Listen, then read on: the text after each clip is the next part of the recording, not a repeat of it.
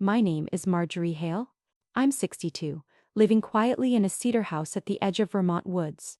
For the last 10 years, I've taught memoir writing, helping others polish their past until it shines. That morning, the air smelled of chalk dust and coffee. I was showing my students how to search old archives, how a single record could change the way a story begins. To demonstrate, I typed my own name into the state's digital crime database. Enter. A line blinked back at me. Marjorie Hale. Primary suspect in the 1972 disappearance of a 5-year-old girl. Case unresolved. At first, I laughed, one sharp, nervous breath. There are other Hales, I thought. Coincidence. But when I clicked the attached photo, the laughter died halfway up my throat. Black and white, grainy, yet unmistakable. My 22-year-old face stared back. The same tilted eyes, the small scar under my jaw. Beneath it, the note, not prosecuted insufficient evidence. The cursor trembled under my finger. For a second, the classroom noise fell away. Only the buzz of the projector, the faint whistle of wind against the window pane. Behind me, a student whispered, half joking, half afraid. Wait, is that you, Professor Hale? I forced a smile that felt like glass cracking. Looks like the archives have a strange sense of humor, I said. But the screen refused to turn back into a harmless teaching tool. My picture was still there, wanted, frozen in 1972. I tried to close the tab, my hand slipped on the mouse. The cursor hovered over a single phrase in red italics. Unsolved mystery. Then the class bell rang, shrill, metallic, so loud it made my heart jolt. For a heartbeat, I wasn't in Vermont anymore. I was back in a laboratory corridor that smelled of bleach and rain, hearing another kind of alarm.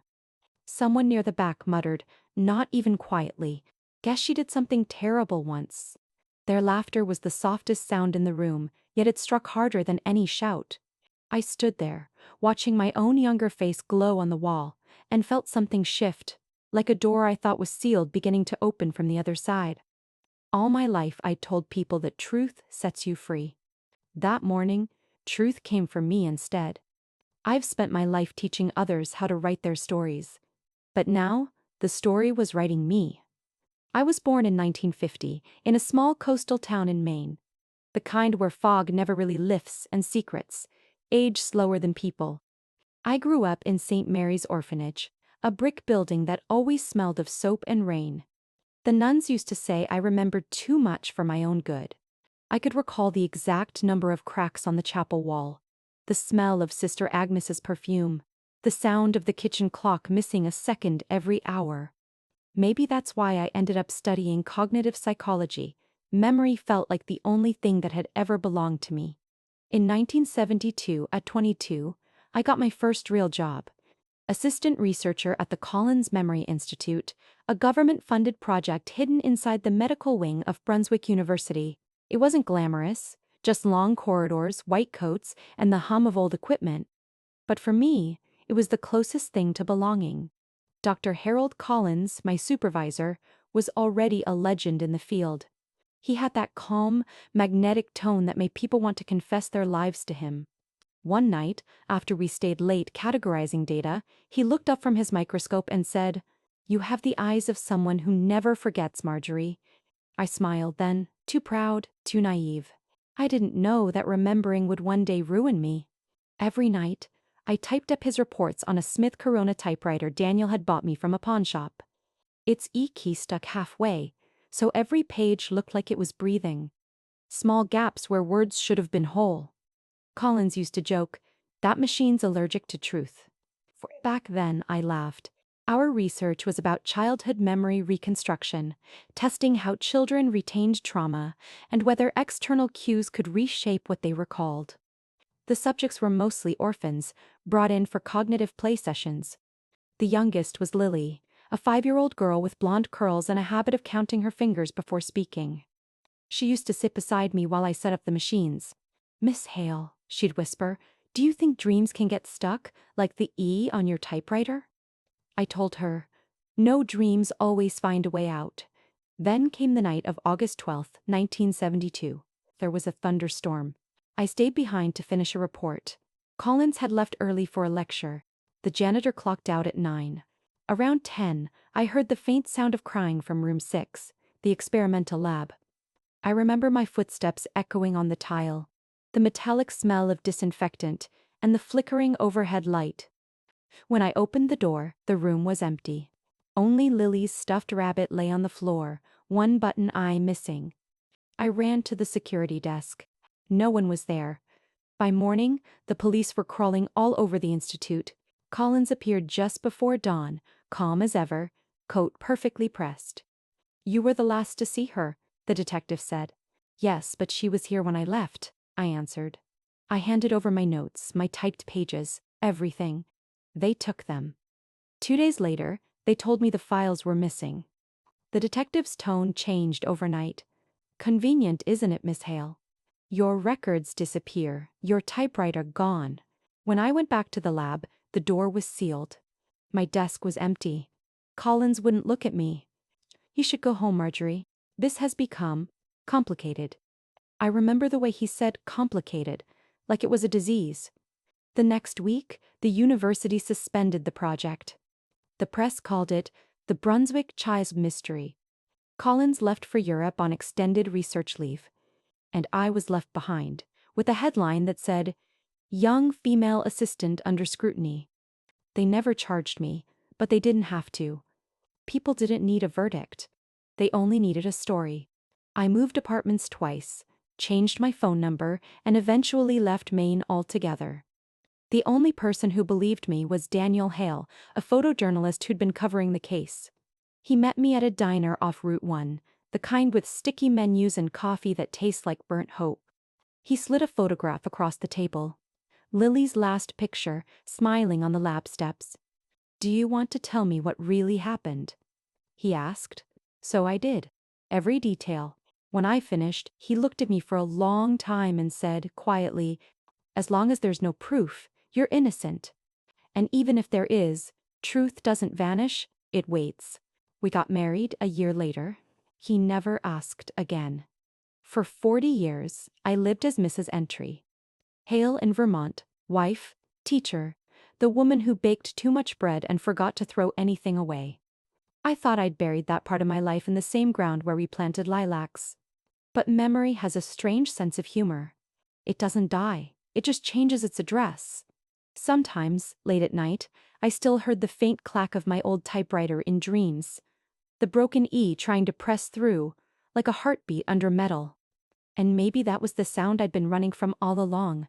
Sometimes, when I close my eyes, the lab comes back to me exactly as it was. The sharp hum of fluorescent lights, the faint sting of alcohol and metal in the air, the endless rows of notebooks lined like soldiers waiting for orders. I was 22 and thought science was a kind of faith. If you measured everything precisely enough, you could make the world behave. But the world doesn't behave. Hero, especially not memory. Among all the children we studied, there was one who never fit into the numbers. Lily, the smallest, barely 5. She had the habit of counting her fingers before she spoke, as if making sure her words existed. Her hair always smelled of soap and milk. She used to sit by my desk while I typed the reports for Dr. Collins on my old Smith Corona. The E key jammed halfway down, leaving every page dotted with gaps, little absences of sound. One afternoon, when the lights flickered and the rain began outside, Lily tore a sheet from my notepad and started folding it. "A paper plane," she announced. She drew a crooked letter E on one wing, then frowned. "Miss Hale, your typewriter lost its E." "I know," I said, smiling. "It just likes to hide sometimes." She looked up, serious in the way only children can be. "When will it come back?" I hesitated, then said, "When we're not afraid to remember." She nodded as if that made perfect sense, then sent the paper plane sailing across the lab. It landed between the microscopes, resting in the sterile light like something alive. That image has never left me. White paper cutting through white light, a letter trying to fly even when its twin was missing. Back then, Dr. Collins was my whole world. He had the kind of authority that made you want to be smaller around him. He used to lean over my shoulder as I typed, the smell of coffee and chalk on his sleeves. "You have the eyes of someone who never forgets," he once said. At the time, I felt proud, chosen. I didn't yet understand what it means to carry things you can't put down. He believed memory could be reshaped, rewritten like a page of data. I believed him, because I wanted to belong to something larger than myself. But sometimes, when Lily looked at me, I wondered what she saw. The kind woman who brought her juice boxes, or another adult who took her stories and turned them into charts. Years later, when I dream of that lab, I don't hear the machines anymore. I hear the sound of paper folding, a child whispering, "When the E comes back, I'll go home." Back then, I thought it was a game. Now I know it was a promise I never kept. In the weeks before it happened, the lab had a strange kind of silence. Thick, disciplined, almost reverent. Everyone moved as if afraid to make a sound that might wake something sleeping in the walls. Dr. Collins had begun talking about the new phase. He said it during meetings, in that steady, sermon-like voice of his. "We're going to try to erase fear from the subconscious. Imagine what the world could be without it." The others clapped. I didn't. I only felt the word erase settling behind my ribs like cold water. That evening, while preparing the injections, I saw him switch a vial. Same label, different color. He did it casually, almost carelessly, and didn't write it down in the logbook.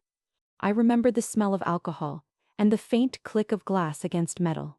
"Should I note that change, doctor?" I asked. "No need," he said, not looking up. "It's a calibration. Data doesn't lie. But data can disappear." I'd learned that much already. A few nights later, I stayed late to file the week's results. The building was almost empty. Rain tapped against the long corridor windows. From down the hall came a pulse of light, sharp, white, rhythmic. I followed it.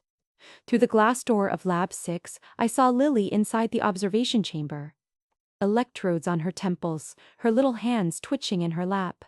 A metronome ticked beside her, steady as a heartbeat. "Dr. Collins," I called out. "What is she doing here at this hour?" He appeared from the shadows, calm, unhurried, merely checking her response time. "The procedure requires darkness." "She's 5, I said. "He should be asleep." He smiled in that thin, patient way of his. "Science doesn't sleep, Marjorie." For a moment I wanted to pull the plug, take her home, call someone, anyone. But then the hum of the machines filled the room, and I told myself I was overreacting. Collins was the authority, I was just the assistant with a broken typewriter. The next morning, Lily seemed fine quiet, but fine. She handed me a folded sheet of paper, edges damp from her hands. "Good to see. It's for you," she said. Inside was a drawing, my Smith Corona typewriter. The keys carefully outlined, except for one blank square where the E should have been. Beneath it, in her shaky letters, "When E comes back, I'll go home." I laughed then, pretended to be touched.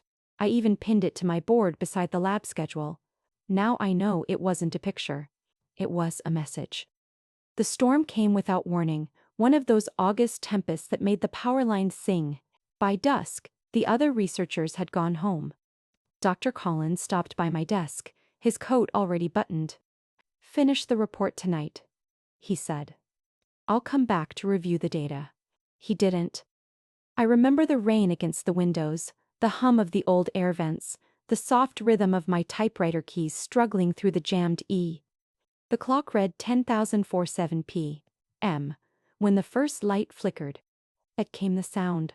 A child's cry, faint, muffled, seeping through the walls like water.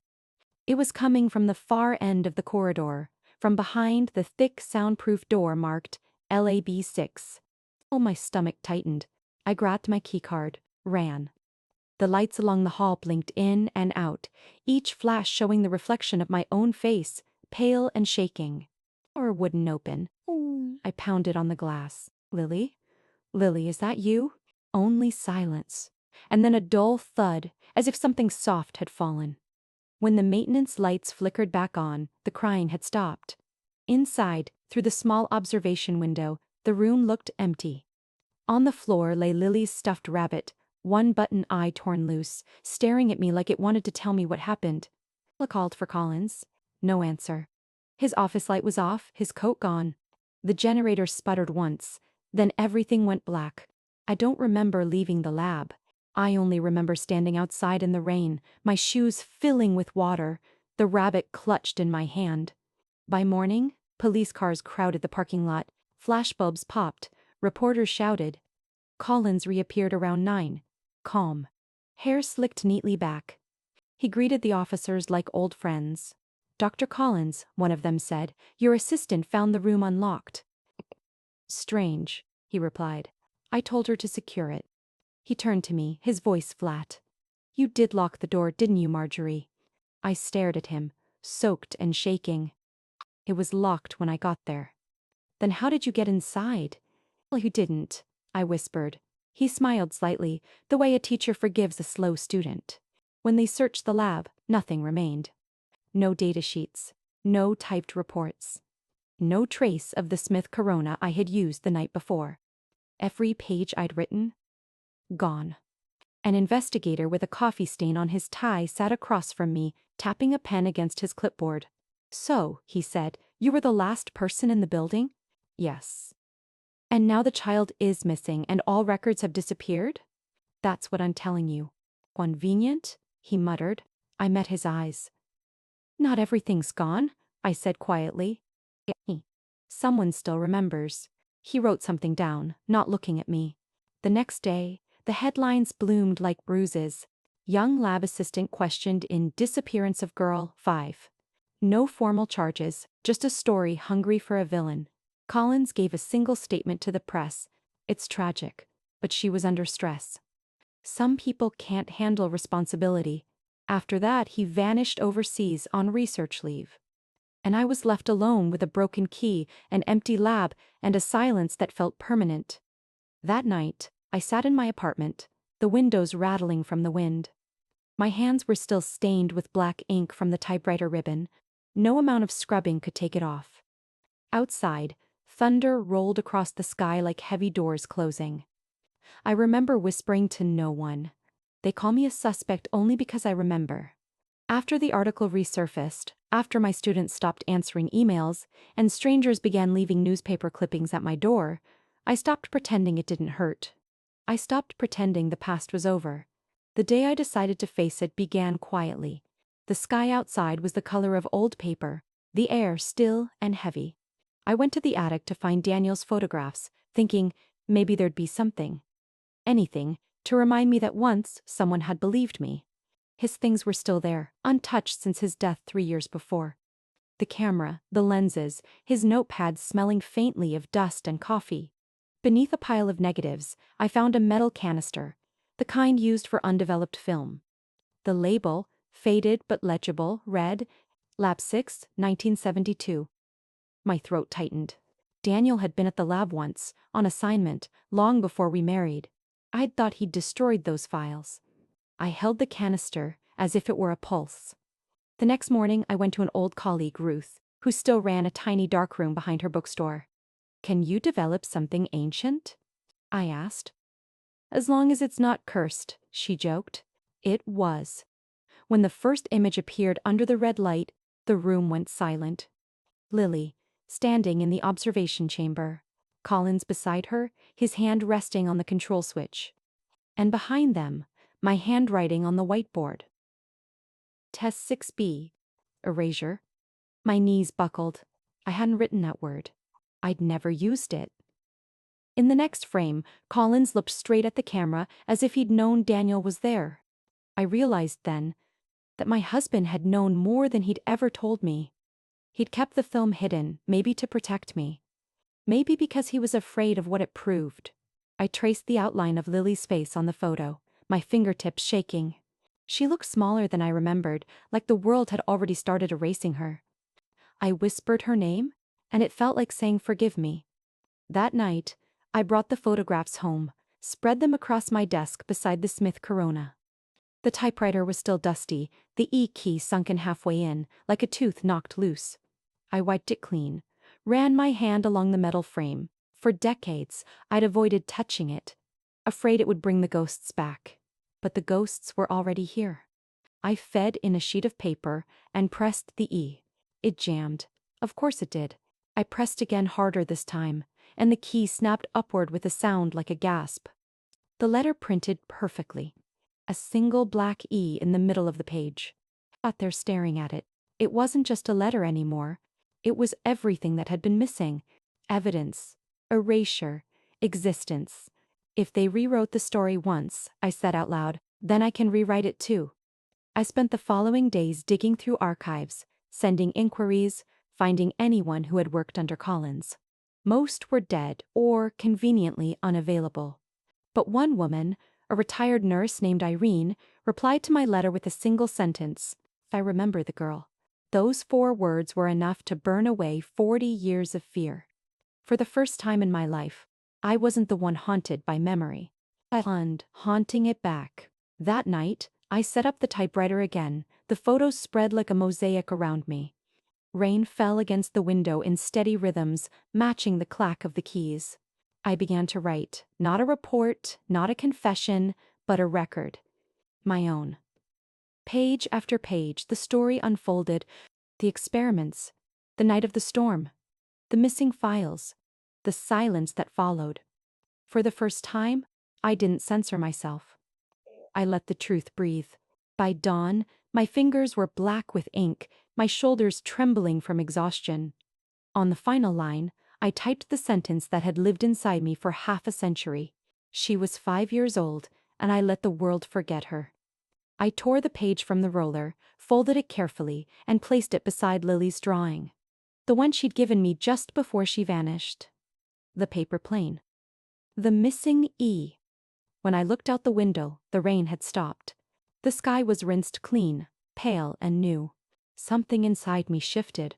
A small, quiet certainty that the woman who'd been afraid of her own name was gone. I wasn't hiding anymore. I was going to find out what really happened, even if it meant destroying everything that was left of me.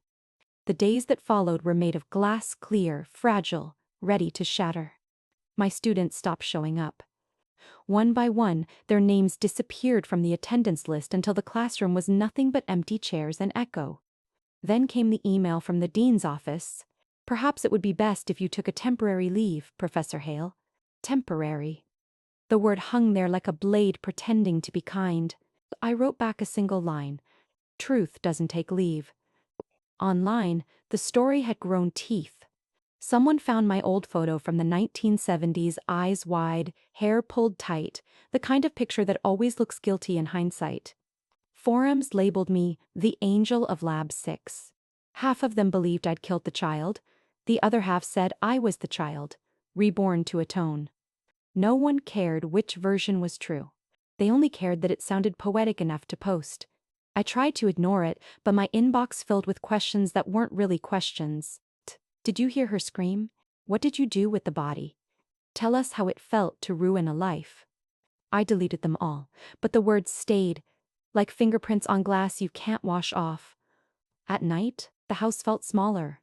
The old Smith Corona sat on the desk, unmoving, yet I swore I heard it. A faint clack clack, soft as a heartbeat. Sometimes I'd wake at 3 a.m., certain I'd heard the E key strike. I'd walk to the study and find everything still, except for the draft of my report trembling slightly in the air. Maybe it was the heater. Maybe it was memory, reminding me it was still alive. 3 nights later, the email arrived. No subject line. No signature. Just one sentence. Stop digging, Marjorie. Some memories are better erased. The cursor blinked at the end, like a pulse. For a moment, I felt the old fear rising, the same chill that had lived in me since that night in the lab. Then I printed it. I pinned it to the wall beside Lily's drawing and the photograph from Daniel's film. There they hung, the missing letter E, the child who vanished, and the threat that said I should forget her. Together, they looked like a timeline of silence. That silence was the worst part. Not the accusations. Not the stares when I walked to the store. Silence. Waiting. It felt like the breath the world takes before something breaks. Every night, the wind pressed against the windows, whispering the same rhythm as the typewriter keys. Clack, clack, clack. Sat awake, listening. And when dawn finally came, I realized I wasn't afraid anymore. Because fear was what Collins had wanted to erase. He'd failed. I didn't tell anyone I was going to Boston. I bought a one-way bus ticket, sat by the window, and watched Vermont's pines turn into Massachusetts asphalt. The metal film canister lay in my bag like a small, heavy heart. The address came from a charity newsletter, St. Jude's Retirement Home, a bland three-story building on the edge of the city, painted the color of faded hospital walls. I asked for Dr. Harold Collins. The nurse blinked, then led me down a hall that smelled of bleach and boiled vegetables. There he was. 80-something now, hair, a thin gray comb-over, glasses slipping down his nose. He sat in a sunroom surrounded by potted plants, reading the paper as if the last 50 years hadn't happened. "Retellings," I said. He looked up. No recognition. Or maybe too much. "Do I know you?" I sat down opposite him, my bag between us. "It's Marjorie Hale." His eyes flickered, but his face stayed still. "I'm sorry, dear. My memory isn't what it used to be." I smiled without warmth. "Mine is." I took the canister from my bag, rolled the photographs across the table like cards in a bad game. The paper caught the sunlight, casting pale ghosts on his hands. He stared at the first image, Lily in the observation chamber. His own younger face half turned toward the camera. The color drained from his cheeks. You shouldn't have those. You remember Lab 6, don't you?" He shook his head slowly. "You're mistaken, Miss Hale. I never had a Lab 6. I pushed another photo toward him. Collins reaching for the control panel, Lily's small figure blurred behind the glass. "Really? Because this looks like a child chained to a desk in a room that doesn't exist." He raised a trembling hand to his mouth. The newspaper slid to the floor. "I need to get these. From my husband. The man who believed me when no one else did." His fingers clawed at the edges of the photo, trying to fold it. I snatched it back. Snapped a picture of him with my phone. "Go ahead," I said. "Tear the photo. But you can't tear what it shows." I lowered my voice. "Do you know why the E is missing in the original reports?" "Because only my typewriter does that. The pages you've kept, the ones you hid, every gap is my signature. Evidence doesn't forget, Dr. Kite. Collins." He exhaled a shudder. His eyes darted to the door, to the plants, anywhere but me. "You don't understand," he whispered. "Then explain." His lips moved, barely sound. "That child. She was never meant to live a normal life. We were trying to fix her." "Fix her?" "We could have erased fear forever. Do you know what that means?" I stood up so fast the chair scraped the tile. "I know what it means to a 5-year-old who trusted you. You didn't erase her fear. You erased her." He reached out a spotted hand. "Please, Marjorie." I cut him off. "Don't please me. You made me your alibi. You left me in that lab with nothing but a broken key and a missing child." His hand trembled. "I was following orders." "So was everyone who ruins lives and calls it science." The sunroom suddenly felt smaller, the plants like silent witnesses. I took out my phone, thumb hovering over the red button. "Live streaming." "You wanted to study memory?" I said. "Let's make one they won't forget." His head snapped up. "What are you doing?" "Documentation." I tapped the screen. Red circle blinked. His face appeared on thousands of phones at once. "Dr. Collins," I said, loud enough for the room. "Do you deny you conducted unsanctioned experiments on children in Lab 6? He flinched. "This is inappropriate. Say it on camera." He shifted, eyes darting to the nurses. One of them had stopped sweeping to watch. "We were trying to help them," he murmured. "Help them how?" "By removing fear." "By removing them?" I corrected. "Where is Lily?" He pressed his lips together. The live stream comments began to scroll so fast I couldn't read them. "Monster. Arrest him." "Who's Lily?" She didn't survive the protocol," he said finally, voice breaking. "We buried the data to protect the program." "You buried a child," I said. I held up one of the photographs so the viewers could see. The paper shook in my hand, but my voice didn't. "For 50 years, they called me a suspect. For 50 years, he was the scientist. This is your scientist. He tried to stand, his knees buckling. The nurse moved forward but stopped when she saw my phone still recording. "Turn it off," he gasped. "No," I said. "This is what a real experiment looks like, Dr. Carr." Collins, exposure. I dropped the photograph on the table. The fluorescent lights flickered, throwing his shadow long across the linoleum. "You taught me memory could be rewritten," I said. "Now watch as yours is rewritten in real time." He slumped back in his chair, eyes wide, chest heaving. "You'll destroy everything," he whispered. "Good," I said. In the comments, someone typed, "Call the police." Someone else wrote, "I'm Lily's brother." The screen filled with names. For the first time since 1972, I felt the weight shift. I wasn't the ghost anymore. "Every memory deserves to live," I said to him, to the camera, to myself. "Even the ones you tried to erase." By the time I ended the stream, more than 200,000 people had watched. Reporters were already calling. His name was trending worldwide. I gathered the photos, slid them back into my bag. He didn't move. His hands lay open on his lap, palms up, like a man finally caught in his own experiment. At the door, I paused and looked back. "We're not done," I told him.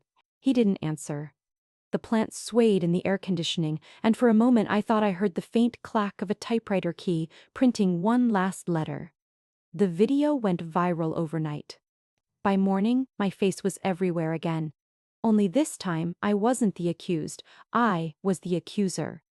News anchors replayed the confrontation with Dr. Collins on loop, dissecting every pause, every tremor in his voice. Some called me brave, others called me manipulative.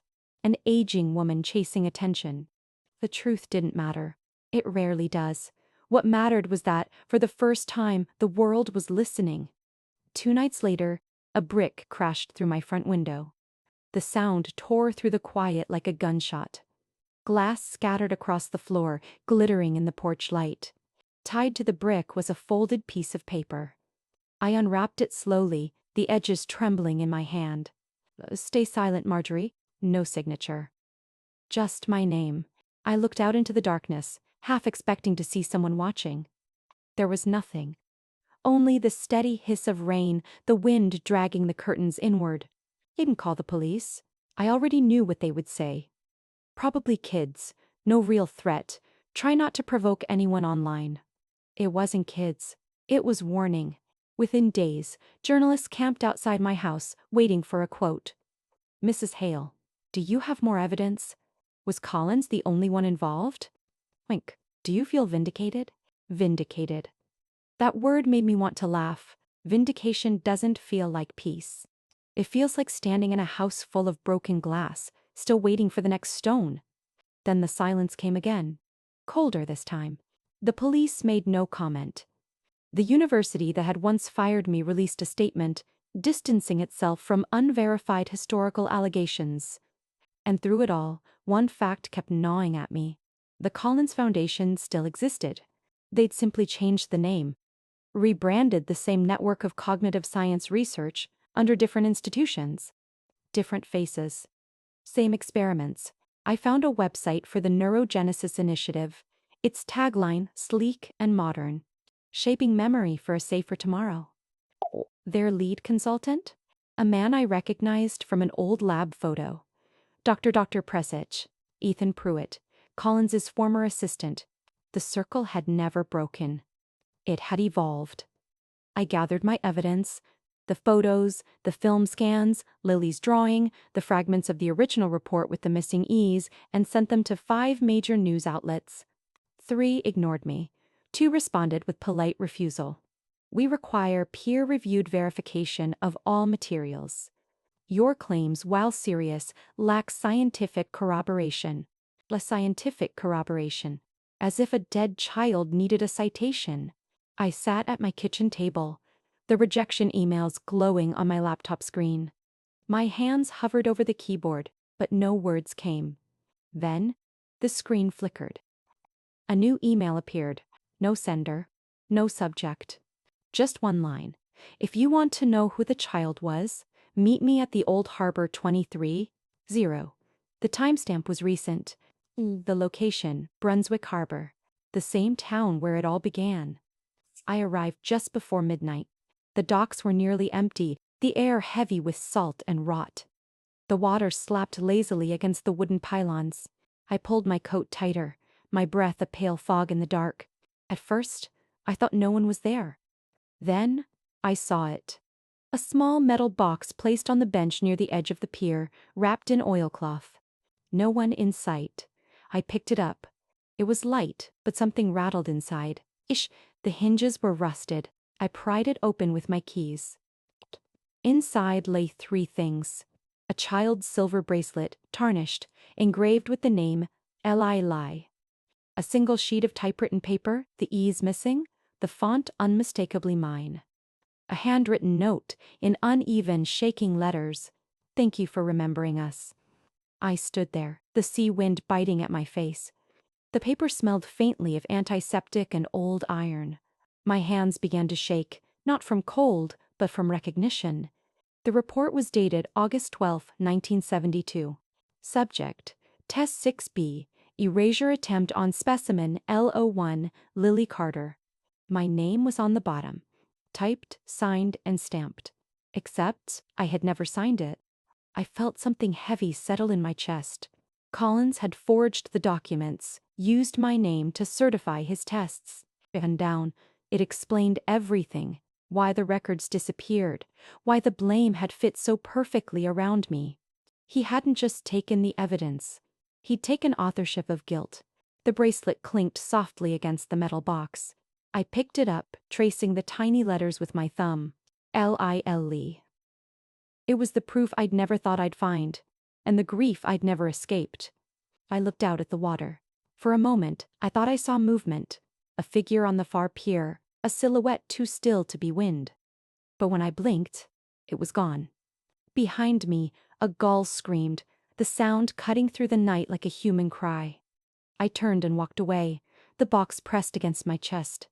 When I got home, I placed the bracelet beside the old Smith Corona. I inserted a blank page and began to type again. This time not for proof, not for redemption, but to record. Each strike of the keys felt heavier, more deliberate. The E's were still faint, still hesitant, but they appeared. She had a name, I wrote. Her name was Lily Carter. Then, below it, another line, and I will not stop until the world remembers it. The next morning, I found muddy footprints on my porch. They weren't mine. And tucked under the door, folded in half, was another note. Same paper, same uneven handwriting. The watching again. No signature. I poured myself a cup of coffee, the steam blurring the words. I pinned the bracelet and the forged report to my wall, next to the printed threat that said, "Stay silent." The collage looked almost like a shrine. Or a crime scene. Maybe both. Then I stepped back and looked at it as if it belonged to someone else. For 50 years, they had controlled the story. But stories only stay buried when no one writes them down. That night, I wrote 3 letters. To the Attorney General, to the investigative journalist who'd once mocked me on TV, and to a foundation that documented human experiments during the Cold War. In each, I included a copy of the report, the bracelet, and the note. I ended all of them with the same line. If you erase a child, you erase yourself. When I finally went to bed, I couldn't sleep. The typewriter sat across the room, its keys glinting faintly in the moonlight. Just before dawn, I heard it again. The faint click of a single key being pressed. I got up, crossed the floor. On the paper still in the roller, a single new letter had appeared. A perfect black E. The bracelet wouldn't leave my mind. I carried it in my pocket everywhere I went, as if it were a pulse that refused to die. The silver was dull with age, but the name was still clear. Lile. I kept asking myself who had left that box on the pier, who still cared enough to say thank you for remembering after 50 years of silence. The answer came 3 days later. A message slid into my inbox at 2:14 a.m. No sender, no greeting, just a single sentence. You don't know me, but I know what he did. and below it, an address. It was a small town 2 hours north of Boston, quiet, coastal, the kind of place where secrets could rot slowly without anyone noticing. The house was hidden behind overgrown hedges and rusting wind chimes. A woman opened the door before I could knock. She was small, maybe late 70s, hair cropped short, eyes sharp despite the tremor in her hands. "You came," she said. "I wasn't sure you would. Who are you?" "My name's Ellen Ward. I used to be a nurse at the Brunswick facility." The word Brunswick hit like a slap. Motioned me inside. The living room smelled of salt and paper. Medical files were stacked on the floor in uneven piles. "You left that box at the harbor." "I did," she said simply. "I thought you deserved to know the truth." She poured tea into chipped mugs. Her hands shook, spilling a few drops. "I was there that night," she said. "The night the little one disappeared." I froze. "Lily." She nodded slowly. "We weren't told their names. Only numbers. But she liked to sing. You could hear her through the vents." Her voice wavered. Dr. Collins called it a fear extraction test. He said it would help children who'd been through trauma forget. But it wasn't therapy. It was erasure. I leaned forward, gripping the cup so hard my knuckles whitened. "You mean he tried to wipe their memories?" "He did more than try," she whispered. "He used them. All of them were orphans from St. Mary's, the same orphanage you came from, I think." My chest tightened. I nodded, unable to speak. He thought orphans were ideal subjects. No families to ask questions. No records anyone cared to check. Ellen opened a folder from the stack beside her. Inside were faded photos, rows of children lined up in hospital gowns, eyes blank. In the corner of each page was a faint stamp, Test 6A, Memory Reduction Trial. And there, scribbled in my handwriting, was a signature. Mine. But I had never signed it. "They forged my name," I said. "He forged many," Ellen replied. "Anyone who hesitated was written out of the project. Some of us tried to speak up. Others disappeared." She paused, then reached into a small box on the table. Inside were burnt scraps of paper edges blackened, words half visible. I found these in the furnace room after the project shut down. Farvik, he burned everything, but one page survived. He handed it to me. The paper was brittle, the ink smeared, but I recognized the type instantly. The missing E's, the slight misalignment. It was my old Smith Corona. The words leapt off the page. Subject. Shows resistance to full deletion. Secondary sedation required. Observation to continue under restricted access. My stomach twisted. "That's Lily," I said. Ellen nodded. "After the final trial, I saw them carry her out. She was still breathing. Then the doctor ordered the room sealed. No one ever saw her again. The next morning, the files were gone. The lab was burned. We were told to forget." She looked up at me, eyes glassy. "But I couldn't. I still hear her singing when it rains." He sat there in silence. The only sound was the ticking of a small clock on the mantel. Finally, I asked, "Why now? Why tell me after all these years?" Ellen gave a small, bitter smile. "Because he's dead, and I'm not afraid anymore. And because you remembered when the rest of us chose not to." I reached into my bag, pulled out the bracelet, and set it on the table. It caught the lamplight, glinting faintly. Ellen touched it with the tip of her finger. "She used to twist that around her wrist when she was nervous," she said softly. Said it made her feel safe. Neither of us spoke for a long time. The air between us felt heavy with ghosts.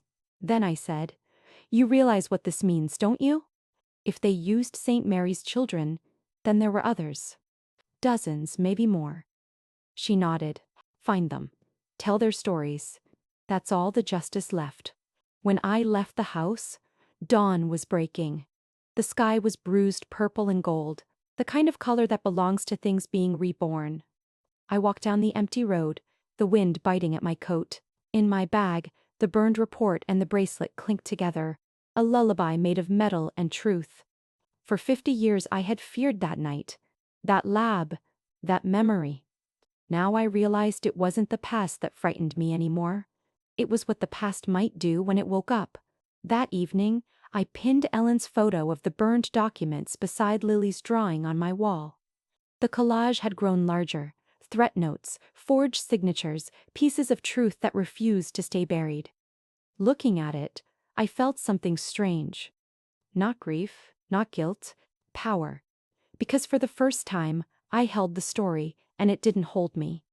For weeks after meeting Ellen Ward, sleep became optional. Every time I closed my eyes, I saw the furnace room she described. The smoke, the faint outline of Lily's small body being carried away. But grief was no longer the heaviest thing inside me. It was clarity. Dr. Collins had died without confession, but his legacy, his protégés, his foundation, his myth, was still alive, being honored by the same institutions that once buried us. When I read that he was to receive a posthumous Lifetime Achievement Award at the upcoming Memory and Ethics Conference in Boston, I knew what I had to do. They wanted to celebrate his work. I would make them remember what it cost. The plan was simple, in theory, reckless in reality. Step 1. Get in. I registered as Marjorie Hale, former assistant and research archivist. I wrote a polite note to the organizers, claiming I wished to pay tribute to my late mentor's contribution to the field. Step 2. Gather attention. I drafted a press release for local journalists, promising an exclusive reflection from the only surviving member of the Brunswick Memory Project. It sounded harmless, academically nostalgic. Step 3. Make it unforgettable. I would bring my old Smith Corona typewriter, the same one whose missing E had outlived every lie. Inside its frame, I would hide a small USB recorder, its light invisible, its microphone sensitive enough to catch every gasp. If the truth was a weapon, this was the blade I'd spent 50 years sharpening. I cleaned the typewriter as if it were sacred. Every groove, every letter pressed to a shine. When I reached the E key, my hand hesitated. It caught the lamplight differently now, bright, metallic, alive. When I pressed it, it responded with a clean, sharp click. For a moment, I could almost hear Lily laughing somewhere beyond time. If memory is data, I murmured, rehearsing aloud, then who programs the keeper? The question echoed softly through the room, as if the walls themselves were thinking it over. I practiced my speech every night in front of the mirror, in the same steady tone I'd used when lecturing. Calm, professional, almost gentle. But underneath every word was a pulse of fury. We call it memory reconstruction, I recited. But perhaps it's moral reconstruction we've perfected instead. When truth becomes inconvenient, we simply erase the parts that ache. Pause. Breathe. Look straight ahead. And when we do, we erase not only fear, but empathy. Each time I spoke, I saw Collins's reflection instead of mine. The old, patronizing smile. The glasses flashing white under the lab lights. If memory is data, then who programs the keeper? The sentence began as a question. By the 5th rehearsal, it sounded like a verdict. 3 days before the conference, I called a reporter from the Boston Herald, a young woman named Claire, one of the few who'd written sympathetically about the Collins scandal. There's something you'll want to see, I told her. A tribute that isn't really a tribute. You're planning something, aren't you? I'm planning to tell the truth, I said. But truth needs an audience. She agreed to come, quietly. By the time I finished sending invitations, half the room would be filled with journalists, each thinking they were attending a celebration. The night before the event, I barely slept. I sat by the typewriter, typing and retyping the same sentence until the ribbon nearly tore. Every erased memory leaves a fingerprint. This one belongs to Lily. I placed the bracelet beside the keys. It glimmered faintly under the desk lamp, like a pulse line of silver. At dawn, I packed the typewriter in its old carrying case, along with the photographs, Ellen's statement, and a copy of the forged report. The one with my stolen signature. Before leaving, I caught my reflection in the mirror. My hair was gray now, my eyes lined and steady. I barely recognized the young woman from the old newspaper photo, the one they called a murderer. I whispered to her reflection, "You were right to remember." And she didn't look away. The conference hall smelled of carpet glue and coffee. Rows of name tags glittered under fluorescent lights.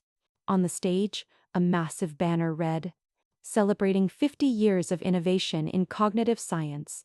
I could almost laugh. I set the Smith Corona on the side table near the podium, just as planned. A few technicians helped me plug in the projector, assuming I was part of the tribute lineup. I smiled, thanked them, and told them everything was under control. In a way, it was. Backstage, I opened the typewriter case one last time. The USB recorder blinked to life. Tiny, invisible to anyone but me. I pressed the E key once. The sound was clean, steady, certain. "We're ready," I whispered. I thought of Lily's voice. Her question about the missing letter, her paper plane with the promise written across it. "When E comes back, I'll go home."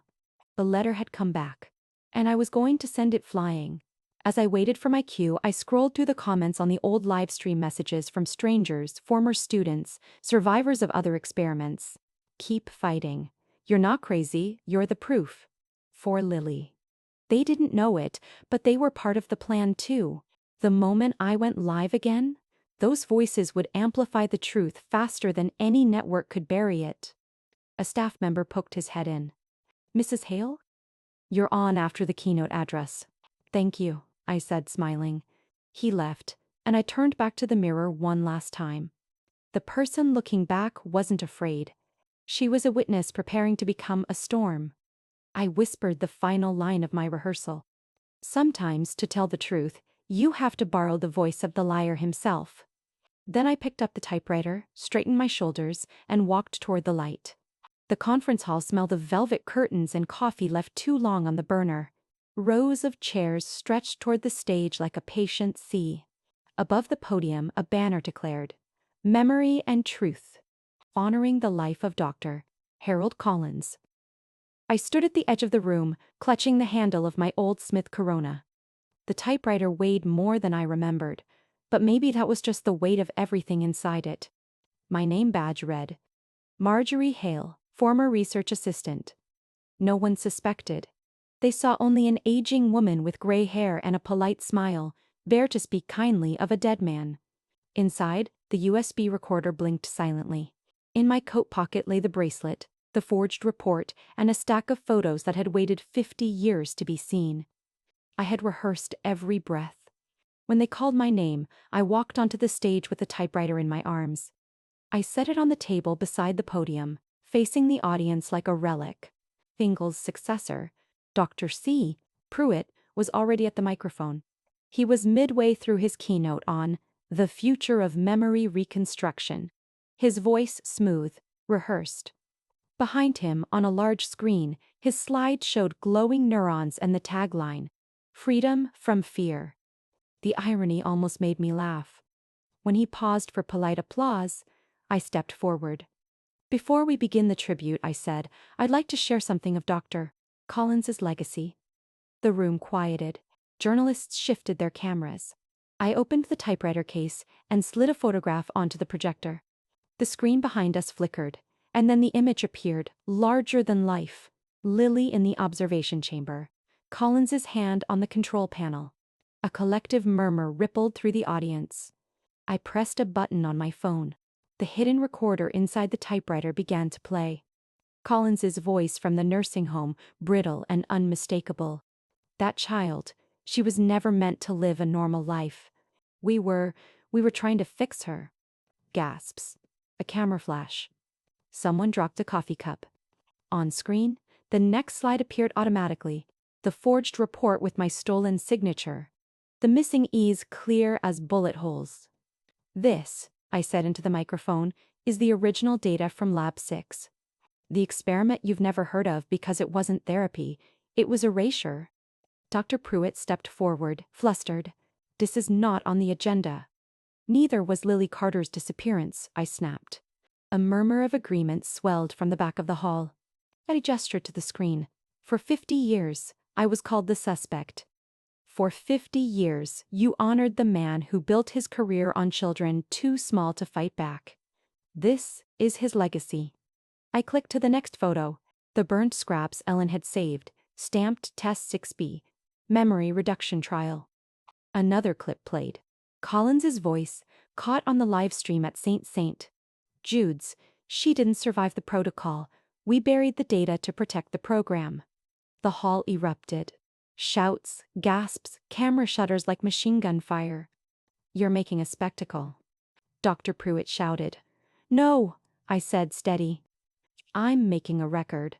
Security guards moved toward the stage, then hesitated as dozens of journalists raised their phones, streaming live. I held up the bracelet. Its silver glinted under the lights, a heartbeat in my palm. Her name was Lily Carter, I said. She was 5 years old. She liked to fold paper planes and draw missing letters. She trusted us. I laid the bracelet on the typewriter. The E key glinted under the spotlight. This is the cost of your science. Someone in the audience stood and shouted, "Where's the proof?" I hit the final key on the typewriter. The USB recorder switched feeds to the projector, displaying my live backup of all the files Ellen and I had compiled. Names, dates, photographs of other children from St. Mary's Orphanage, scans of their medical charts. The screen filled with evidence. "Here's your proof," I said. A roar rose from the crowd. Anger, disbelief, grief. Reporters flooded the aisles. Camera crews pushed closer. Social media alerts chimed from every phone. On stage, Dr. Pruitt's face drained of color. And then, as the last recording played, Collins's voice confessing in his own words, the banner behind us fluttered, as if the room itself exhaled. Someone fainted near the front. Another woman sobbed openly. In the second row, a man raised a trembling hand and said, "My sister was at St. Mary's." The guard stepped back entirely now, letting the cameras roll. I looked out at the sea of faces. For the first time, no one was looking at me like a suspect. They were looking at the truth. Dr. Pruitt tried one last time. "Ladies and gentlemen, these materials are unverified. You've had 50 years to verify them," I cut in. I had only my memory. Which one survived? The crowd erupted in applause and angry shouts. Someone started chanting, "Remember Lily," and the chant spread, echoing off the high ceiling. On the screen behind me, Collins's face froze on his final confession.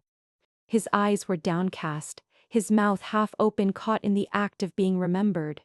In that moment, I felt nothing like victory. Only release. I pressed my hand to the E key one last time. The letter printed perfectly on a blank sheet, like a black pulse on white. I held it up to the microphone. "This is the mark he couldn't erase," I said. My mark, her mark, the truth's mark. By the time I stepped down, security wasn't escorting me out. They were escorting me through a wall of cameras. The porters shouted questions. "Did you know about the other children? Will you testify? How does it feel to be vindicated?" I didn't answer. In the corner of my eye, I saw Dr. Pruitt being led away by 2 officials, pale and sweating. Later, I would read the headlines. 1972. Disappearance finally exposed. Collins's secret human trials unveiled. Former assistant clears her name, names the dead. And one that made me pause. The woman who remembered. Backstage, I sat alone for a moment, my hand still on the typewriter. The bracelet lay beside it, catching the light. 50 years of silence, broken in an hour. I closed my eyes and whispered Lily's name. Not as a plea this time, but as a promise. Walking out of the hall into the cool Boston air, I didn't feel vindicated or heroic. I felt hollow, and strangely light-like. A door had opened behind me and the ghosts had walked out first. My phone buzzed with messages I didn't read. The sky over the city was the color of silver paper, and for the first time in decades, I wasn't afraid of it. The investigation began within 48 hours. Federal agents sealed what was left of the Collins Memory Institute, a building that had been turned into a biotech startup years ago. Beneath the concrete floors, in a locked sub-basement once labeled Storage C, they found a hidden chamber. Inside were glass jars clouded with age, labels half peeled, and test slides marked only with codes. L01, L02, L03, the press called it the room the century forgot. DNA testing confirmed what Ellen and I already knew. They used orphans, The files matched names from St. Mary's, and among them, L01 belonged to Lily Carter. For weeks, headlines screamed, universities distanced themselves, and the Collins Foundation dissolved overnight. People I hadn't seen in decades called to apologize for not believing me. I accepted their words politely, but my heart had already moved somewhere quieter. When the hearings ended, I went home. To Vermont, to the small cedar house that still smelled faintly of pine and ink. Outside, the first snow of the year had begun to fall, layering the world in silence. The typewriter waited on my desk, covered with a thin film of dust. It looked peaceful now, no longer a weapon or a wound. I sat down, opened the window a crack, and let the winter air in. It smelled like new beginnings, cold, clean, almost kind. For a long time, I just stared at the blank page in the roller. Then I reached out and touched the E key. It didn't stick. It pressed down smooth and easy, leaving a perfect dark letter on the paper. I tried again. And again. Each E landed true. After half a century of jamming, the key had finally learned how to breathe. I typed her name slowly, letter by letter, Lily. Then, beneath it, almost without thinking, I added one more word, Free. The page shone under the lamp, the ink still wet. Outside, the snowlight and the moonlight mingled through the open window, casting a pale shimmer across the desk. It touched the bracelet, the one engraved with her name. It touched the typewriter, the old survivor of truth. And it touched my hands, steady now, no longer shaking. In the distance, I heard the faint cry of an owl, the sound soft as memory. For the first time, I didn't feel haunted by it. It felt like a voice saying enough. I leaned back, closed my eyes, and let the quiet wrap around me. The world outside was white, untouched, almost forgiving. The ghosts had stopped whispering. All that remained was the soft rhythm of the keys, alive again, unbroken. People still write to me sometimes. Students, journalists, strangers. They ask how it feels to be vindicated. I tell them there is no such thing. There is only remembering and choosing what to do with it. I keep the photo of Lily pinned above my desk. She's smiling, her curls a halo of light. The drawing she once gave me. The paper plane without its E is framed beside it. Some nights, I dream that she's running through snow, laughing, free from the walls of Lab 6. And when I wake, I whisper her name into the cold morning air as if to make sure it stays. Before going to bed, I looked once more at the page in the typewriter. Lily. Free. The moonlight caught the ink just right, turning it silver. I smiled. A year passed. Enough time for the noise to fade, for the world to move on, and for me to start over. The scandal of Collins and the Lab 6 experiments became a chapter in academic ethics textbooks. Documentaries were made, awards revoked, buildings renamed. People told me it was closure. But closure is a word invented by people who've never lost something that remembers them back. So I made something else instead. In the spring, I opened a small center in Vermont, a modest converted barn overlooking the lake. I called it the Echo Institute. It wasn't a school in the usual sense. We didn't grade, or lecture, or analyze. We listened. Women came from everywhere, nurses, teachers, widows, daughters. Some carried diaries, others came with only fragments, torn photographs, a wedding ring, a song their mother once hummed.